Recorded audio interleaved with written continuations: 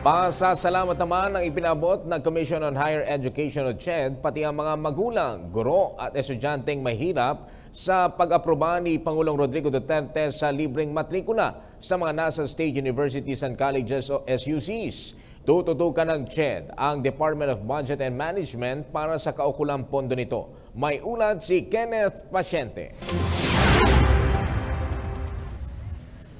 Sa tuwing bayaran ng matrikula, takbuhan ni Gerald ay ang mga nag-aalok ng loan. Pero matapos pirmahan ni Pangulong Rodrigo Duterte ang free tuition free bill para sa mga state universities and colleges o SUCs, nabunutan ito ng tinik. Since free na yung tuition, mas maluwag na, mas marami akong pwedeng paggamitan ng fees ko dun sa mga projects and other fees na babayaran. Malaking tulong din ito sa estudyanteng si Mary Ruth dahil makakatulong pa siya sa kanyang mga magulang para makatipid. Siyempre natutuwa, malaking tulong din yun siyempre pati sa pamilya namin. Tsaka dito sa UP yung enrollment, yung enlistment, siyempre nahihirapan kami sa pagkuha ng subjects. Kaya kailangan din talaga yun na free tuition. Ikinatuwa rin ito ng ilang mga guro sa Universidad ng Pilipinas, lalo pa at madalas silang nakakatanggap ng mga hinaing ng mga estudyanteng nahihirapan sa pagbabayad ng tuition fee.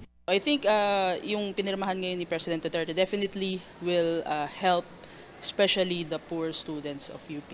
Magandang balita rin ito para sa mga magulang. Tama lang po yung kasi po yung iba hindi makabayad dahil minsan walang pambayad.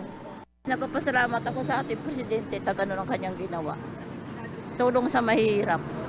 Ayon sa Commission on Higher Education o CHED, milyong-milyong estudyante ang makikinabang sa naturang ayuda mula sa gobyerno.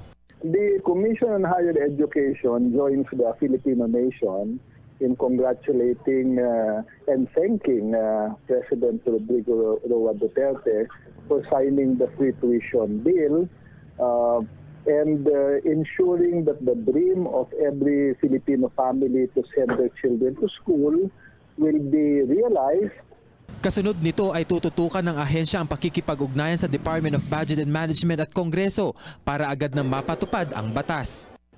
We look forward to working with the Department of Budget and Management and Congress in crafting the implementing rules and regulations that will balance the concerns of the economic manager on the fiscal impact of the bill and also ensure that the legacy of President Duterte on free education will be continued. Inaasahan na magsisimula na ang libreng tuition fee sa mga SUCs sa Hunyo 2018.